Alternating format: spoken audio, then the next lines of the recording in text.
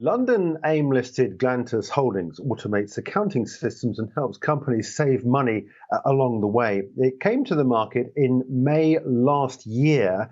Now, in that period since then, it's made two big acquisitions, Technology Insight Corporation, TIC, and MCB, Meridian Cost Benefit, improving Glantus's positioning in the market along the way. Maurice Healy is Chief Executive. He joins us now on the line from Dublin. Maurice, it's good to catch up with you again. We spoke not long after the IPO, but clearly there's been a lot of activity. Update us on what's been happening, because you're improving the position along the way. I know you've collected clients, and with these acquisitions, clearly you're looking at a sort of different proposition in terms of the investment potential. Absolutely. Good morning, Jeremy. Good to see you again. Yeah, we IPO'd in May last year. And then, as you said, we did these two acquisitions. One is Boston-based, so it improves and strengthens our position in the US market. And one was a UK, London-based acquisition, again, to strengthen our position in EMEA.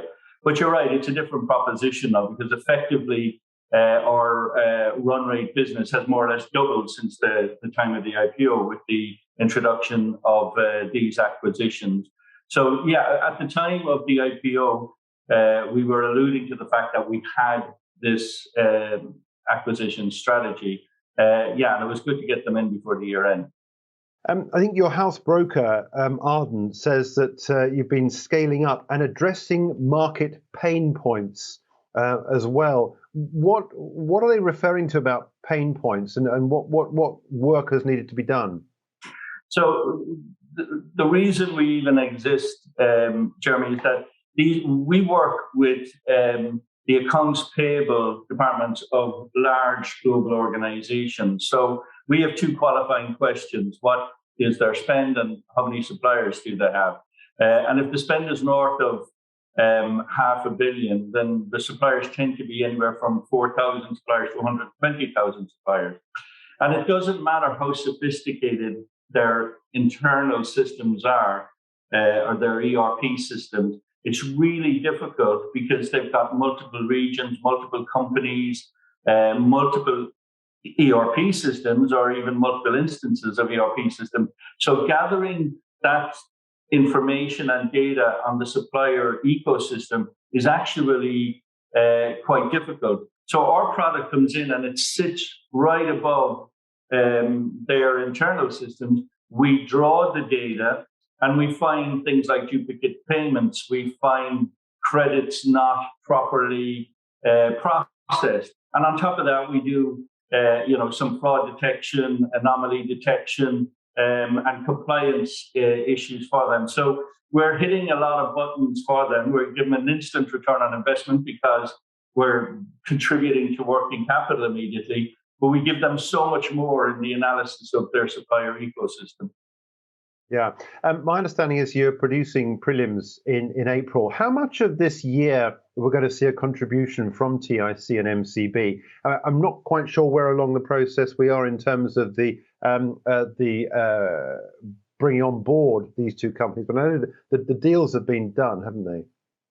Yeah, the deals are done, and we completed TIC around September, and it was November, December before Meridian came on board. There'll be some contribution for them. The note from Arden that Arden issued last week or the week before shows us that we are trading, our earnings are in line with expectations. So the integration continues at those businesses, but the integration has gone very well.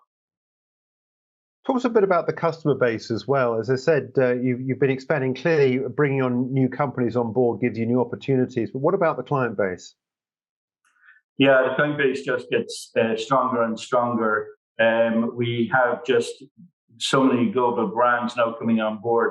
We have 300 plus customers, and 120 of those are tier one customers, which is customers with greater than that $500 million spend. And the pipeline continues. We have three ways of growing, Jeremy. One is our organic growth, and that's both selling into the existing customer base as we acquire companies that come on board, where we are upselling the product range into the existing customer base. And then the brand, we did a rebranding since the IPO. We made it easier for customers to understand and also investors to understand our product range and how it fits into that ecosystem.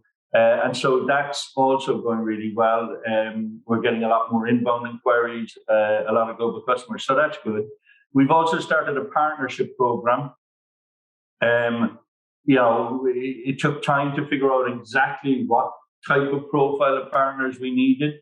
But now we've got that nailed down, and that's going well. And we're using the partnership program to expand geographically. We've recently now signed a partner in Canada, so that brings us into the Canadian market, and one in South Africa, again, bringing us down there into South Africa as well. And then the final bit, of course, is acquisitions. We continue to look at acquisitions. We continue to have an acquisition pipeline. So we'll drive forward with those three areas. I know that Arden, going back to the house broker, have said that this will give you a tailwind going into 2022 and beyond. I want to talk a little bit about the potential growth for accounts payable automation now. What's going on in the sector which gives you confidence about where you are and what you're able to provide new clients? Yeah, the sector it continues to grow, Jeremy. It's the more M&A activity that goes on in these large organizations, then the better for us. And post-COVID, there is a bit of a bounce. There's more M&A activity going on, and that accounts payable market continues to grow. The other interesting thing that's happening with it is that the accounts payable departments in these large organizations have become more influential. They're certainly becoming more attractive for investors, particularly when you look at the States. You see more and more private equity companies investing in organizations like ourselves that are playing in that AP market, and it's becoming a center for innovation within the organizations as well, because so much can be done within AP immediately to improve efficiencies, improve the effectiveness, and improve cash flow. So there is a focus within the organization. And that, with our rebrand there behind, you can see Liberate, Innovate.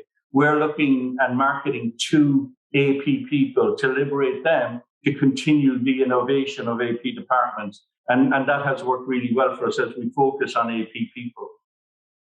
In terms of your overall revenues, though, what sort of, how much of the revenues coming through are sustainable, repeatable, sort of license type deals that you've got with companies, and how much of it is sort of one-off contracts? I guess that the majority of your business is this sort of long tail business that you can rely on year on year on.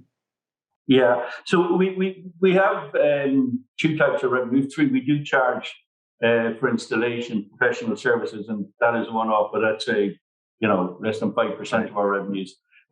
So all of our revenues are recurring, one in the form of subscriptions, and the other in form of transactionals, where we share profits with the companies we're dealing with. We share the money we recover with them, but all of them have to sign up to a 3 to 5 year contract with us. So they're long-standing. Our average customer is with us north of 5 years plus. Some of them it's about 10 and 12 years. So it's a very sticky model. The customers are very loyal to us, and I try to this sounds very garbled, but why wouldn't they? Because we're finding and recovering working capital for them all the time. So it's not a major cost to them because of what we do. Yeah, I want to bring up a share price chart. I think it's worth looking at this in the context of what you're doing and what you're talking about. And in looking at this goes back to the May IPO we saw in 2021. I mean, you'll be familiar with the shape of this. But in fact, since the middle of February, you've seen this big pullback. Now, every single company on the stock market has seen a drop in its share price as a result of that. It's the Russian invasion of Ukraine. Well, I guess your business doesn't really have much of an effect on from that market shock, I wouldn't have thought, does it? No, I mean, as a business, and obviously it's a bit crass talking about business in terms of what's going on over there.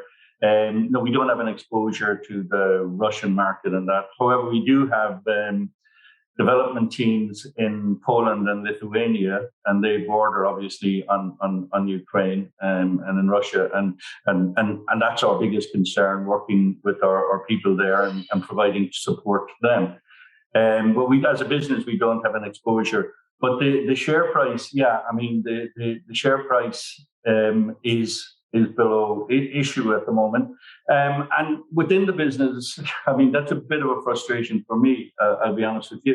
But in terms of the IPO, what we said we do and how we said we perform, and including the acquisitions, we've done everything we said we would do at the IPO, and the business itself continues to grow strongly. So as a board, we sat down and very lucky to have a very good, strong board, and we looked at it and we said, look, there are no silver bullets to these things. The markets are a bit wobbly at the moment with everything that's going on. And really all we can do is keep our head down, keep doing what we're doing. What we're doing is working. The rebranding is working. Our approach to the market, we're getting a great response from the product development. We're getting a great response from all the new features we've added into the products over the past while. So the approach is really just keep the head down, get on with it. And in my experience, the markets always catch up. Yeah, and of course the other thing is we're talking a lot as well in the business community about inflation, and I guess again looking at things like everybody's talking about food, clothing, footwear, all these sort of things doesn't really have an impact on your business. But of course, as we jolly well know, that inflation is pushing up wages. Now I guess this is something else you're going to have to contend with. Is this the sort of thing you're able to increase prices on the back of, or are you having to absorb a lot of that wage inflation, which doubtless you're having to contend with? Yeah, I think there's two parts to that. I think, as inflation kicks in, for a lot of our customers, working capital becomes more important, and therefore what we do becomes more important. And then regarding ourselves and inflation, and particularly the cost of labor, technology costs are going up, and we have to keep an eye on that. We've been hiring over the past number of months. We've got a team in place. We don't expect any major issues around that right now. And yeah, we do work our pricing around our cost base, and we have been able to get an incremental increase in subscriptions over the last number of months to help with any additional costs of particularly technology. One other question on the payroll and the headcount and so forth. I understand you've been strengthening your management team. To what degree have you changed things at the top, and for what purpose? What's gone on? Yeah, so we made two senior appointments over the last few months. The first was Chief Operating Officer David Rosenthal came in.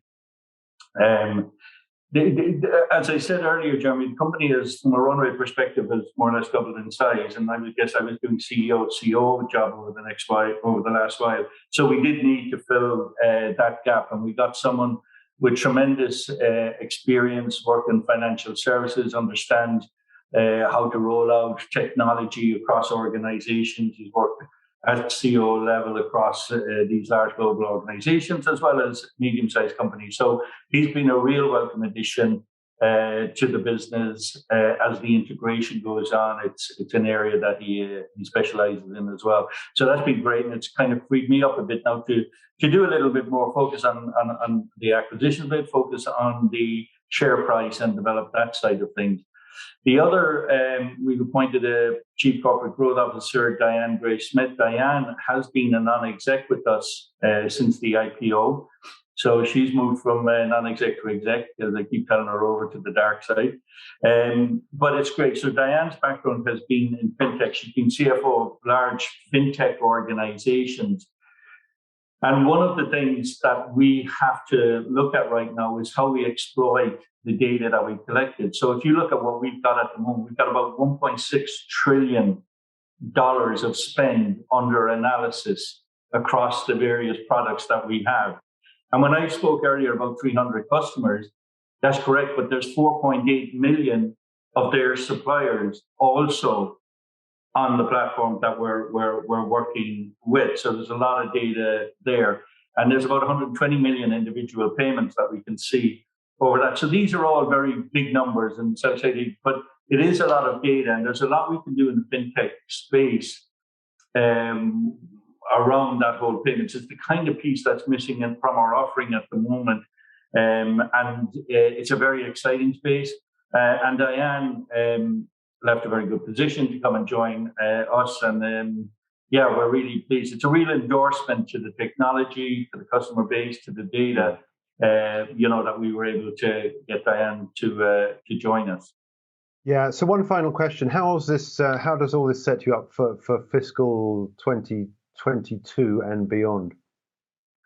Yeah, look, Jeremy, we're in a really good place in the core business, leaving aside that kind of free option that everybody has as we grow and develop our fintech side of the business. So the core business itself, it's quite an exciting time. We would have been expecting a bounce back on anyway post-COVID. There'll be a bit of catch up post-COVID as we come out of COVID. Clearly, the war in Ukraine will probably slow some of that down possibly. But we're in very good shape. It's more of the same. It's head down. It's working. And we'll drive forward with that. And then we have this fintech option that'll be coming as well. So, yeah, we're in a good place where we're comfortable. Not happy with the share price, but as I said, I'm sure that will catch up in its own time. You and pretty much every single other CEO in regard to shares at the moment. Hello, Maurice. It's good to be able to catch up with you. Thanks indeed for joining us. It's Maurice Healy. He's the Chief Executive of Glantus Holdings. For more videos from us here at IGTV, join us on Twitter at IGCom, Instagram, and subscribe to our YouTube channel.